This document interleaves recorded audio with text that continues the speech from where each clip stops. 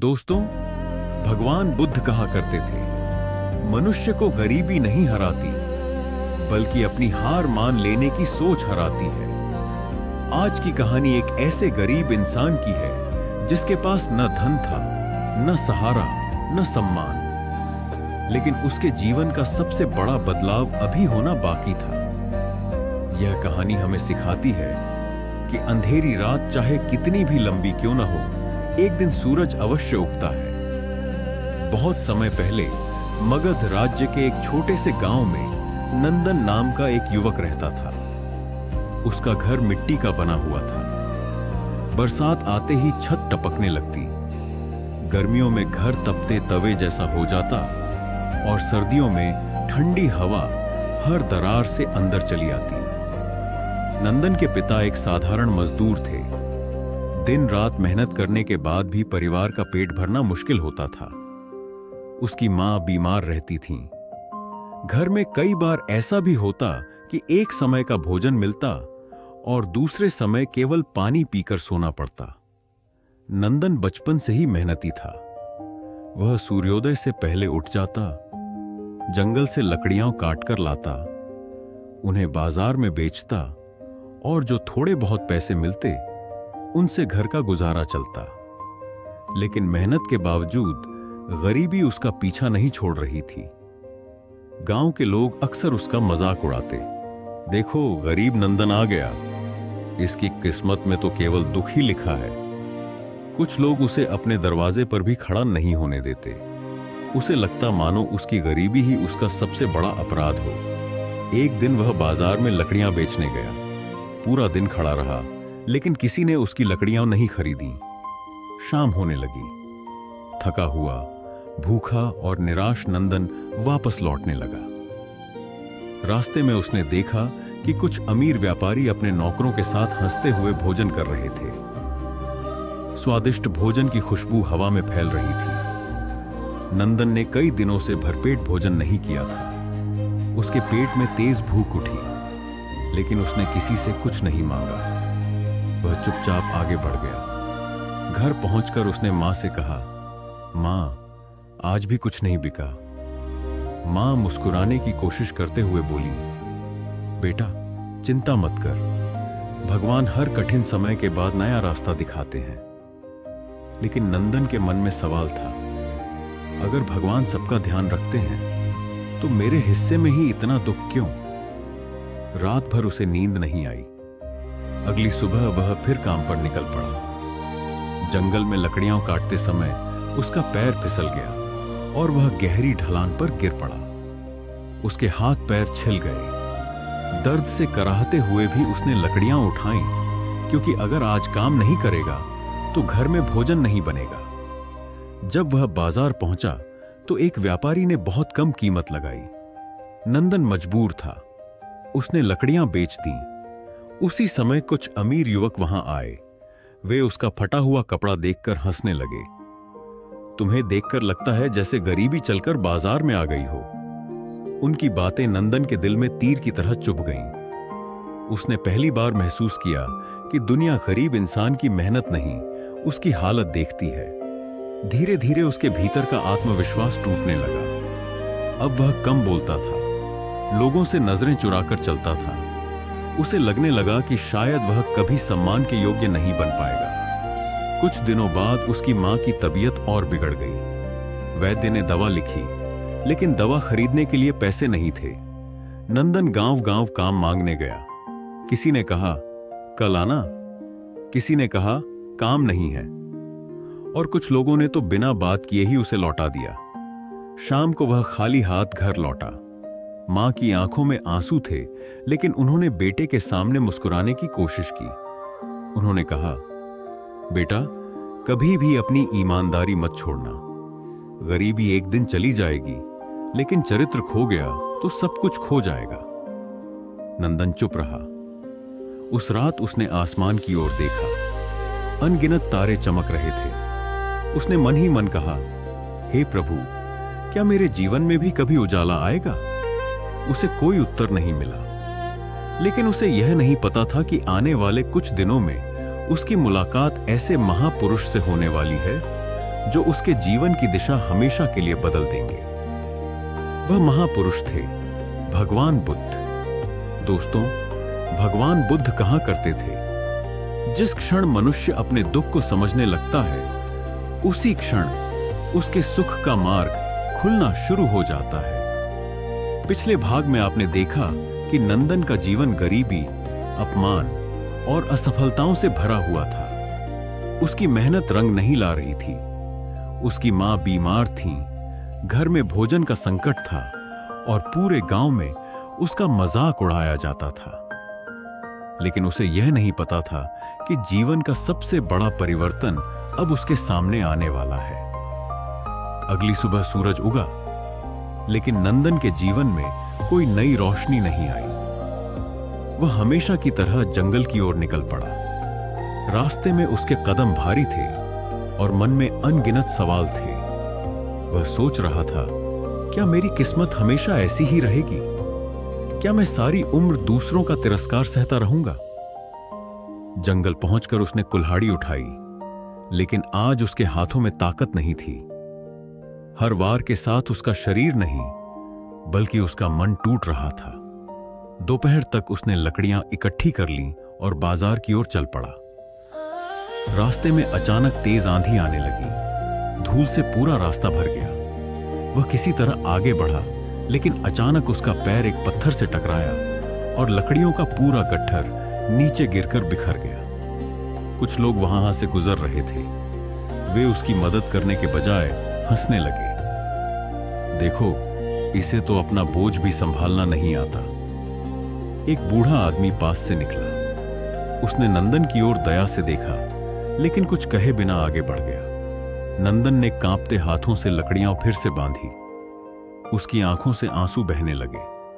उसे पहली बार लगा कि शायद जीवन में मेहनत से भी ज्यादा किस्मत की जरूरत होती है। शाम को बाजार में भी उसकी लकड़ियां नहीं बिकी। भूखा प्यासा वह घर लौटा। घर पहुंचते ही उसने देखा कि उसकी मां तेज बुखार में तप रही थी। उन्होंने कमजोर आवाज में कहा, बेटा, चिंता मत कर, सब ठीक हो जाएगा।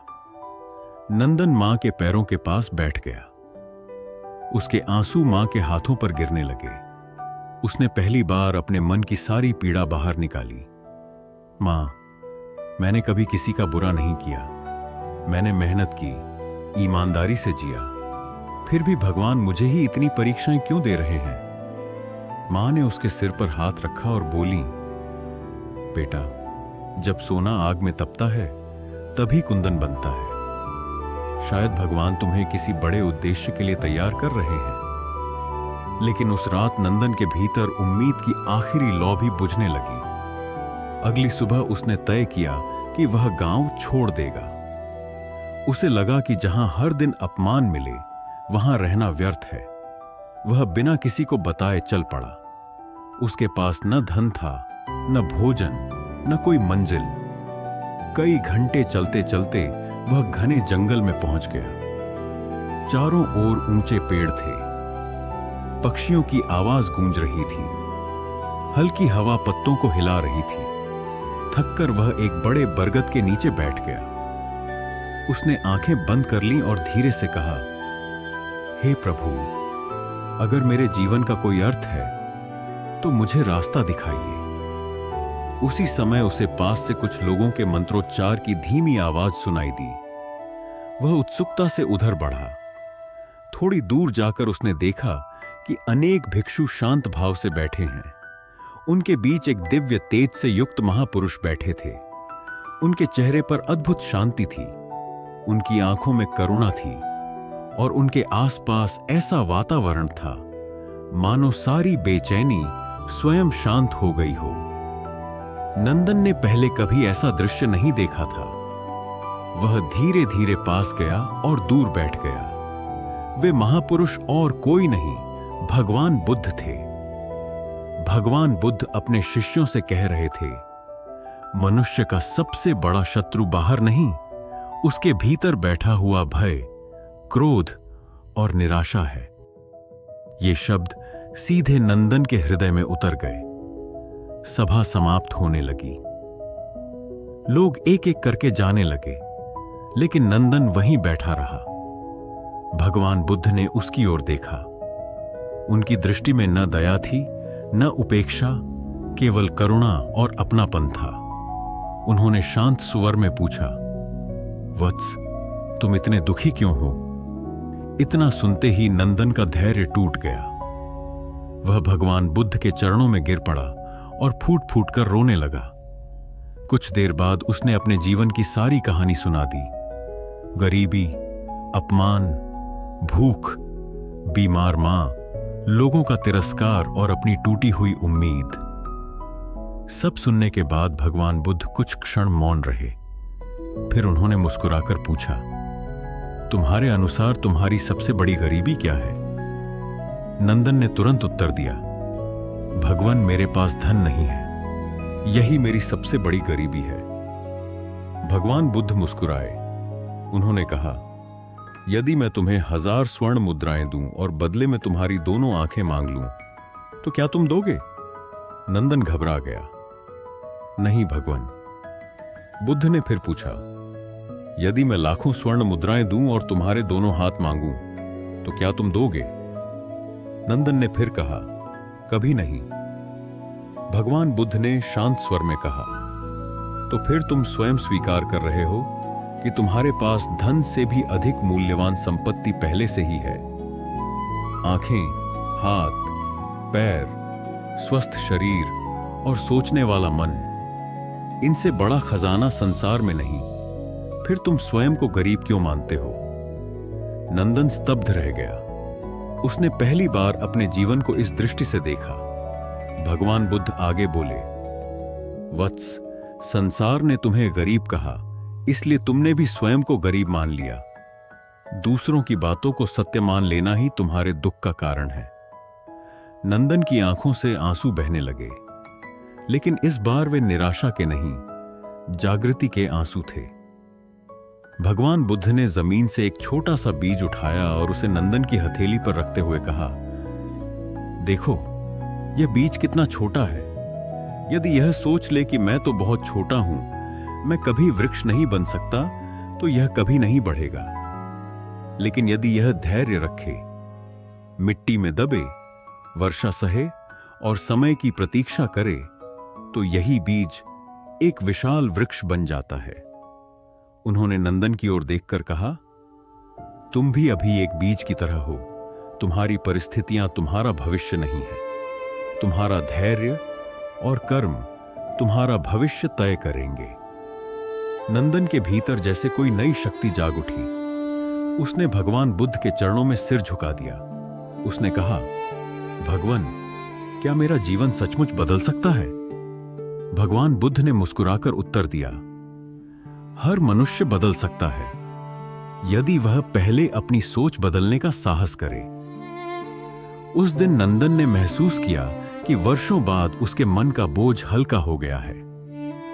सूर्य अस्त होने लगा था। आकाश सुनहरे रंग में रंग गया था। भगवान बुद्ध ने कहा, कल प्रातः फिर आना। मैं तुम्हें वह पहला अभ्यास सिखाऊंगा जो तुम्हारे जीवन की दिशा बदल देगा। नंदन ने हाथ जोड़कर प्रणाम किया। जब वह वापस अपने गांव की ओर चल रहा था, तो रास्ता वही था, जंगल वही था, पेड़ वही थे, लेकिन इस बार उसके कदमों में निराशा नहीं, आशा थी। उसे पहली बार लगा कि शायद उसका भाग्य बदलने वाला है। हजारों युद्ध जीतने से बड़ा है स्वयं पर विजय प्राप्त करना। जो अपने मन को जीत लेता है, उसे कोई पराजित नहीं कर सकता। पिछले भाग में आपने देखा कि नंदन की पहली मुलाकात भगवान बुद्ध से हुई। बुद्ध ने उसे समझाया कि सबसे बड़ी गरीबी धन की नहीं, बल्कि नकारात्मक सोच की होती है। पहली बार नंदन के मन में आशा का दीप जला। अब उसके जीवन का नया अध्याय शुरू होने वाला था। अगली सुबह सूरज निकलने से पहले ही नंदन जाग गया। कई वर्षों बाद उसके चेहरे पर हल्की मुस्कान थी। उसने अपनी बीमार मां के चरण छुए और कहा, मां, मैं आज फिर उस महात्मा से मिलने जा रहा हूं। मुझे लगता है कि भगवान ने मेरी पुकार सुन ली है। मां ने आशीर्वाद दिया और कहा, बेटा, सच्चे गुरु का साथ मिल जाए तो जीवन का अंधकार दूर हो जाता है। नंदन तेज कदमों से जंगल की ओर चल पड़ा। जब वह पहुंचा तो भगवान बुद्ध एक विशाल पीपल के वृक्ष के नीचे ध्यान में बैठे थे। उनके चारों ओर भिक्षु शांत भाव से बैठे थे।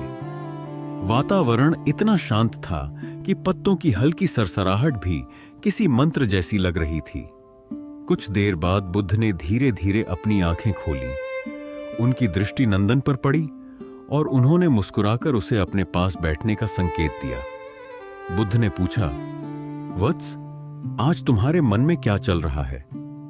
नंदन बोला, भगवन, मेरे भीतर अब आशा तो है, लेकिन डर भी है। मुझे डर है कि कहीं मैं फिर असफल न हो जाऊं। भगवान बुद्ध मुस्कुराए और बोले, डर भविष्य की कल्पना है, सत्य नहीं। जो वर्तमान में कर्म करता है वह भविष्य से नहीं डरता। फिर उन्होंने पास रखा एक मिट्टी का घड़ा उठाया।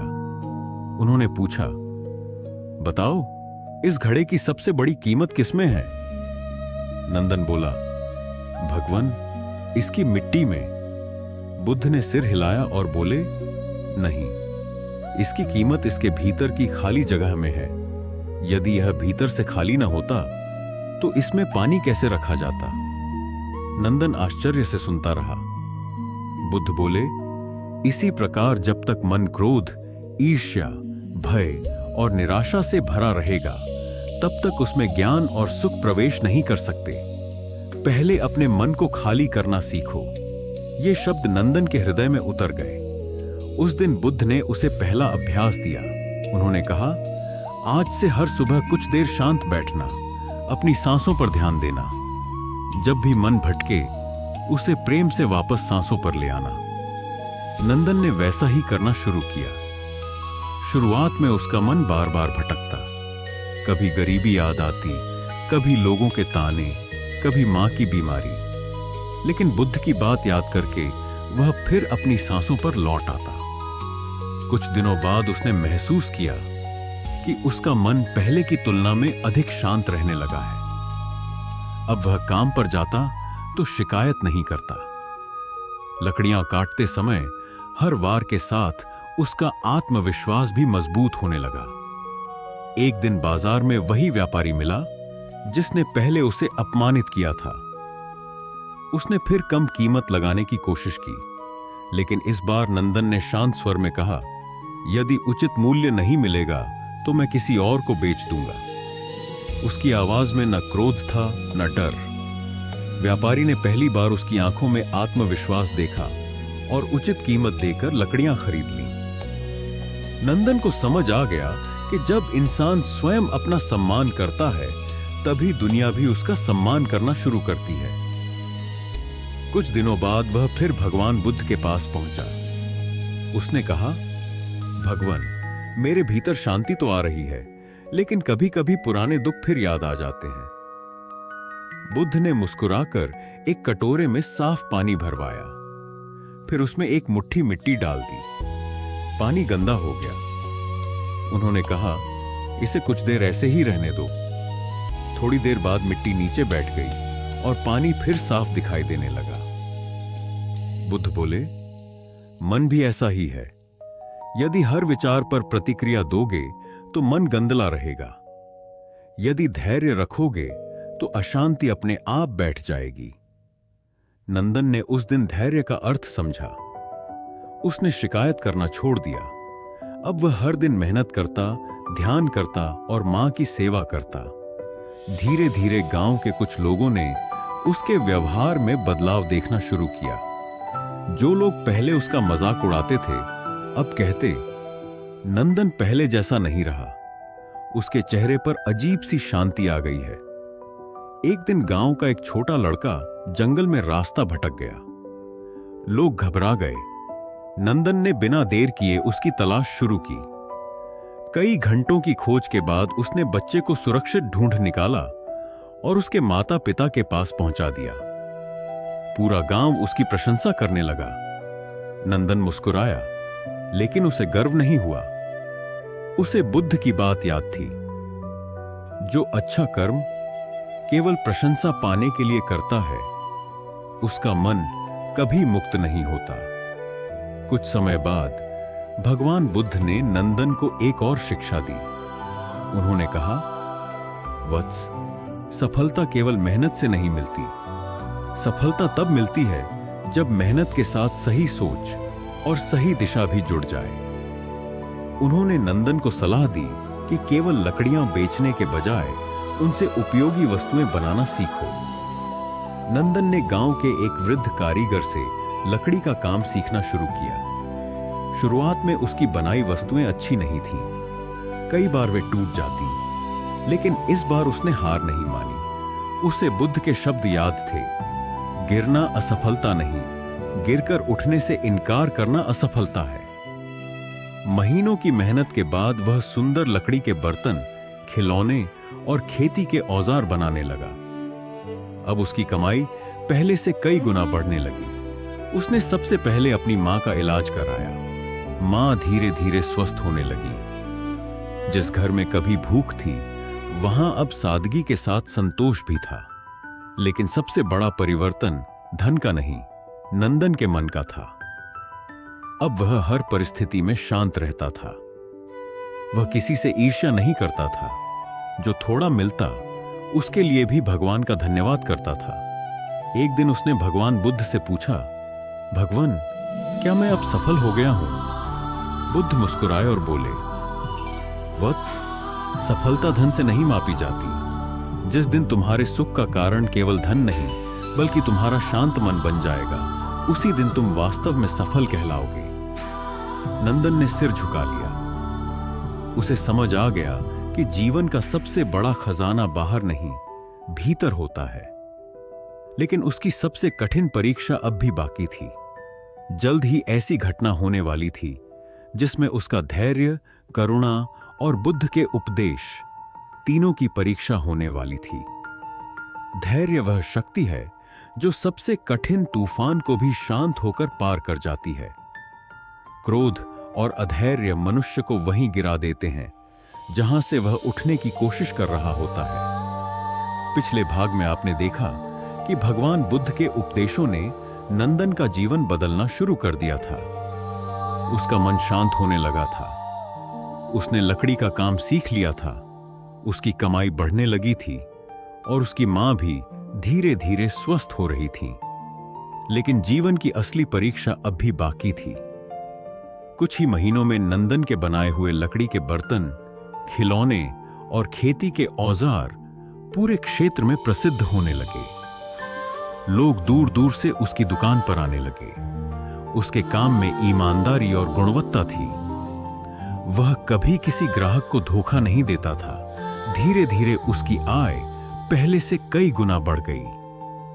लेकिन दुनिया में हर किसी को किसी की सफलता पसंद नहीं आती। गांव के कुछ व्यापारी जो पहले नंदन का मजाक उड़ाते थे, अब उससे जलने लगे। एक व्यापारी बोला, अगर यह ऐसे ही आगे बढ़ता रहा तो हमारा व्यापार बंद हो जाएगा।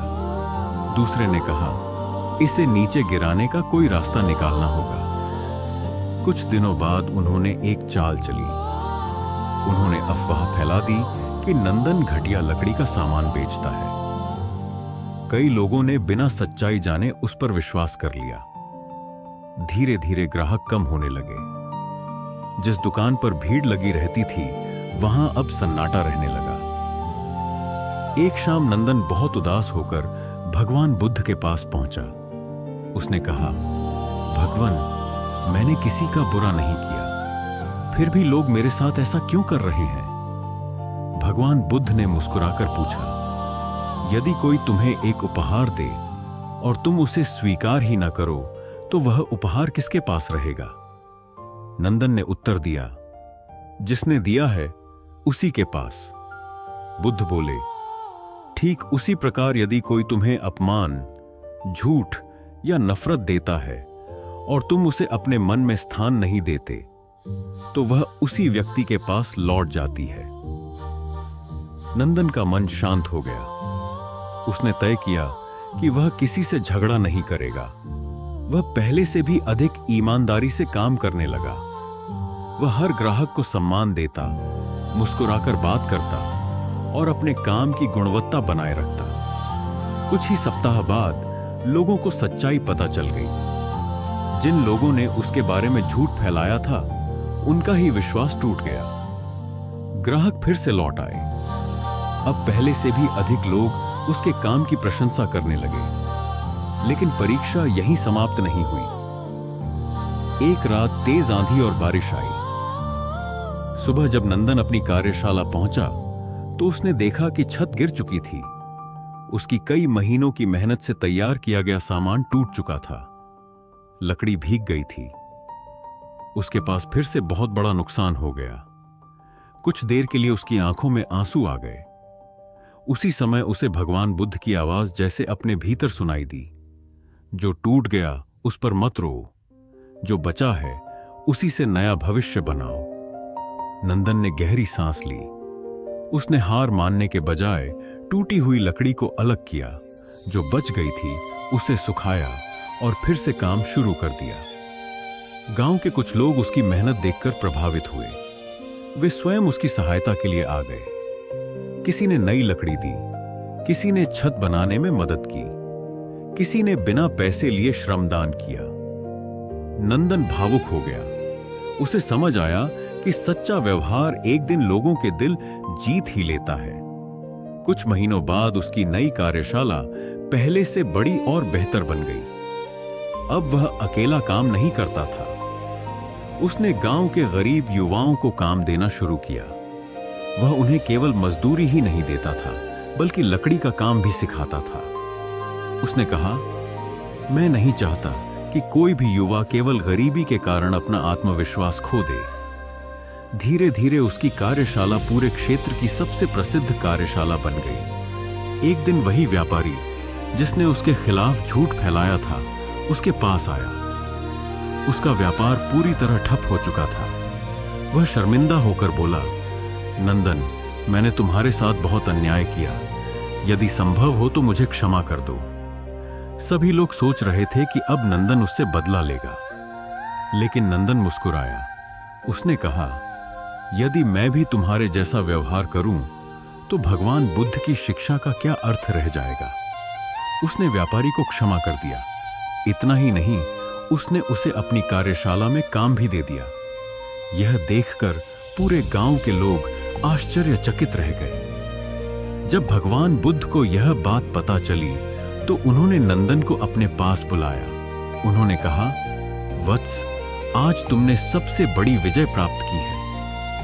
नंदन ने पूछा, भगवान, मैंने कौन सी विजय प्राप्त की? बुद्ध बोले, जिस दिन मनुष्य अपने शत्रु से बदला लेने के बजाय उसे क्षमा कर देता है, उसी दिन वह अपने क्रोध पर विजय प्राप्त कर लेता है। और जो अपने क्रोध को जीत लेता है, उसे संसार की कोई शक्ति पराजित नहीं कर सकती। नंदन की आंखें भर आईं। अब वह पहले वाला गरीब और टूटा हुआ युवक नहीं रहा था। उसके पास धन भी था, सम्मान भी था, और सबसे बड़ी बात, एक शांत और संतुष्ट मन था। लेकिन भगवान बुद्ध जानते थे कि नंदन की यात्रा अब भी पूरी नहीं हुई है। उन्होंने कहा, वत्स, सफलता का अंतिम उद्देश्य केवल स्वयं सुखी होना नहीं है। सच्ची सफलता तब है जब तुम्हारे कारण दूसरे लोगों का जीवन भी बेहतर होने लगे। ये शब्द नंदन के हृदय में हमेशा के लिए बस गए। उसने निश्चय किया कि अब वह अपने जीवन का शेष समय केवल धन कमाने में नहीं, बल्कि लोगों की सहायता करने में लगाएगा। उसे पता नहीं था कि यही निर्णय उसे पूरे मगध राज्य में सम्मान दिलाएगा और उसका नाम आने वाली पीढ़ियों तक याद रखा जाएगा। यह कहानी यहीं पर समाप्त होती है। अगर दूसरी कहानी सुनाने के लिए हमारे चैनल को सब्सक्राइब, शेयर, कमेंट जरूर करेगा। धन्यवाद।